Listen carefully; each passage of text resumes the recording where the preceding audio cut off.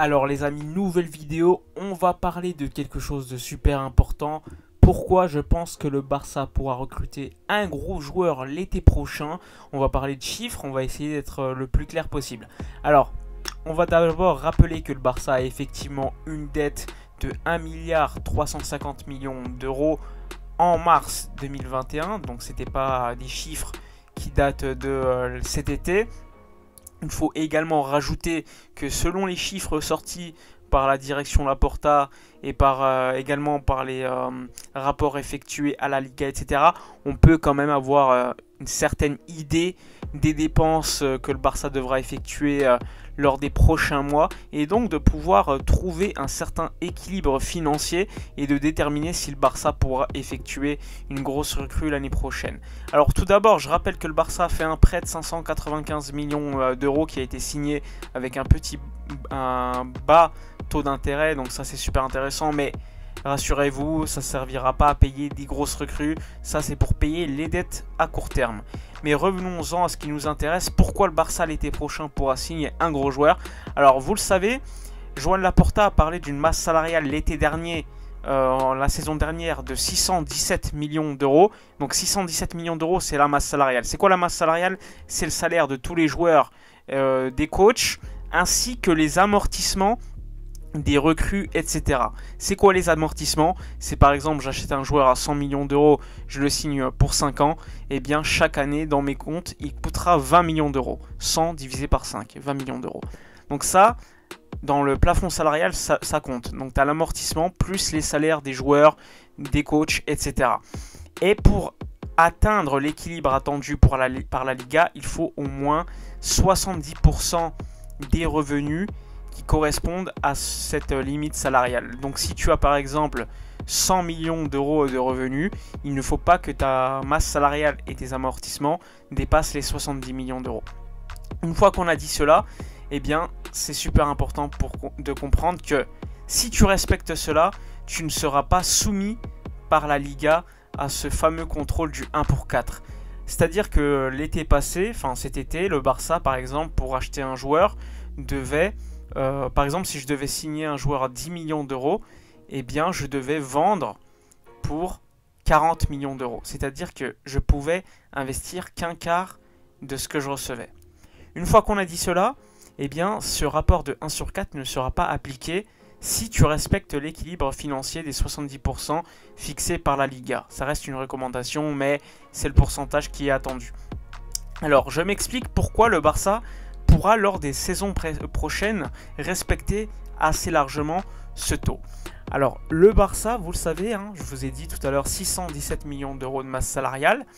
Eh bien il faut savoir tout d'abord que Messi, c'était 110 millions d'euros bruts dans nos comptes. Donc si tu enlèves déjà 617 moins 110, il te reste déjà 507. Mais attention, la plus grosse part, c'est les amortissements. Les amortissements représentaient environ 177 millions d'euros. Mais qu'est-ce qui a été fait par le Barça? Ce qu'il faut savoir, c'est que sur 4-5 ans, le Barça, il lui restait environ 350 millions d'euros à amortir. Eh bien, la direction de Laporta a décidé, avant le 30 juin, de déprécier la valeur de ses joueurs de 138 millions d'euros. C'est-à-dire que, au lieu d'amortir, je ne sais pas, 200 millions d'euros, eh bien on a déprécié nos joueurs de 138 millions d'euros, donc il resterait donc 200 moins 138 à amortir. Et ça a été effectué pour que les saisons prochaines, on puisse plus facilement faire des bénéfices comptables. Il faut savoir que, évidemment, ce déficit de 138 millions d'euros, il a été mis sur la saison 2020-2021. Donc quand on a vu 470 millions de pertes sur la saison passée, on a eu les gros yeux, mais il faut savoir que ça a été gonflé en fait. On a tout mis sur la saison 2020-2021 pour pouvoir repartir en positif les saisons d'après. Sachant que comme vous le savez, la direction Laporta ne sera pas responsable forcément de tout l'exercice 2020-2021. Donc ça les arrangeait bien de se débarrasser, de faire de grosses pertes sur l'été, sur la saison passée, et ensuite repartir à zéro d'une certaine manière. Donc il nous restait avant l'été 330 millions d'euros à amortir, et bien comme on a déprécié nos joueurs de 138 millions d'euros, évidemment, il te reste déjà 190 millions d'euros seulement à amortir sur les prochaines années.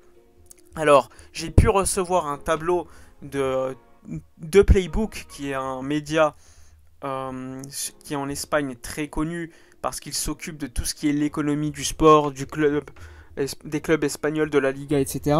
Eh bien, j'ai pu recevoir la masse salariale actuelle du Barça, évidemment avec des chiffres, on n'est pas sûr, mais on se rapproche quand même des chiffres de la masse salariale, des amortissements, etc. Alors, ce qu'il faut savoir, alors je prends mon tableau, la masse salariale actuellement, après accord avec Piqué, Busquets, Alba et Sergi Roberto, eh bien la masse salariale, elle serait de 284 millions d'euros. Plus les amortissements qui, eux, représenteraient cet été, enfin cette saison, du coup 2021-2022, environ 100 millions d'euros. Donc ça te ferait une masse salariale totale de 394 millions d'euros. On va dire 400 millions d'euros de plafond salarial atteint par le Barça pour la saison 2021-2022, sachant que dans ce plafond salarial a été ajouté les 127 millions d'euros d'économie, enfin de baisse salariale, de paiement différé, puisqu'il faut le rappeler, en 2020-2021, on a baissé la masse salariale de 127 millions d'euros pour finalement les payer sur les 4 années suivantes. Donc on a fait une petite division, hein, on a fait 127 divisé par 4 et chaque été en fait tu vas devoir rajouter dans ta masse salariale la valeur attendue, donc environ 32 millions d'euros. Donc au total, ce qu'il faut comprendre, c'est qu'on a environ 400 millions d'euros d'amortissement et de masse salariale pour la saison 2021-2022, en attendant de voir si Pjanic partirait, Umtiti, s'il y aura des baisses salariales de Coutinho, de Dembélé, etc. Ça, c'est à l'instant T avec les baisses salariales de Piqué, Sergi Roberto, Busquets, etc. Donc 400 millions d'euros. Chiffre super intéressant, puisque je vous parlais du taux de 70% imposé par la Liga au minimum. Ça représenterait des revenus de 495 millions d'euros à atteindre pour avoir au moins 70% de masse salariale au total. Donc 400 millions d'euros de masse salariale pour au total environ 500 millions de revenus, sachant que Laporta a parlé lors de la saison 2021-2022 d'une attente d'environ 650 millions d'euros de revenus. Donc on serait largement supérieur aux 500 millions d'euros attendus pour respecter les règles de la Liga. On serait largement au-dessus, sachant que le prêt qu'on a effectué de 595 millions d'euros, il ne faut pas le rembourser avant 2 ans. Il faudra attendre au moins 2-3 ans pour commencer à le rembourser chaque année. Donc ça, c'est super important. Ce qu'il faut comprendre, c'est que toutes les pertes économiques futures, éventuelles, on les a toutes mis sur l'exercice passé pour pouvoir repartir d'une manière positive et ainsi pouvoir respecter les règles de la Liga et ne pas être soumis à cette règle du 1 pour 4. C'est pour cela que pour moi, l'année prochaine, sachant qu'il y aura encore des joueurs dont il faudra plus amortir, par exemple Dembélé l'année prochaine, il n'y aura plus d'amortissement à effectuer puisqu'il aura été totalement amorti. Je le rappelle, Dembélé a été acheté aux alentours de 105-110 millions d'euros pour 5 ans. Et vu qu'on arrive au terme de son contrat, à voir s'il va prolonger, il n'y aura plus d'amortissement à effectuer, sachant qu'on devait amortir chaque année 20 millions d'euros, plus son salaire qui était aux alentours de 24 millions d'euros bruts. Donc, comme tu n'auras plus ces 22 millions d'euros à amortir dans tes comptes, ça t'ouvre la porte pour, par exemple, recruter un joueur à 100 millions d'euros et l'amortir sur 5 ans, ça te fait 20 millions d'euros annuels. Évidemment, il faudra les liquidités pour payer. Mais ce n'est pas un problème puisque le Barça aura des liquidités grâce à son emprunt. Même si l'emprunt servira à évidemment payer des dettes à court terme, tu auras quand même des liquidités et au pire des cas, il y a une possibilité d'emprunt supplémentaire pour obtenir des liquidités rapidement. Donc ça, c'est pas vraiment un problème pour le Barça. C'est pour cela que moi, je pense que l'année prochaine, le Barça pourra se renforcer avec une grosse recrue à un prix quand même plutôt élevé.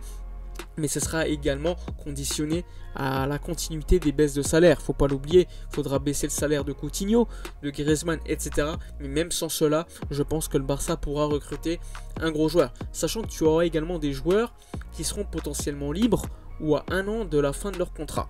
Donc il y aura également la possibilité d'acheter des joueurs intéressants. Je pense à Rudiger qui est libre l'année prochaine. Je pense à Mohamed Salah qui lui restera qu'1 an de contrat l'année prochaine. Bon, c'est pour Liverpool, c'est un club anglais, ils vont demander beaucoup d'argent, mais c'est juste des exemples pour vous montrer que l'année prochaine, Pogba, Haaland qui sera pas cher, enfin 75 millions d'euros plus les commissions, on va dire 110 millions d'euros. Tout ça pour dire que je pense que l'année prochaine, au moins une grosse recrue sera possible côté Barça. Sachant qu'on pourra également vendre encore des joueurs l'année prochaine. Faut voir, hein, certains joueurs vont vraisemblablement partir à un moment donné.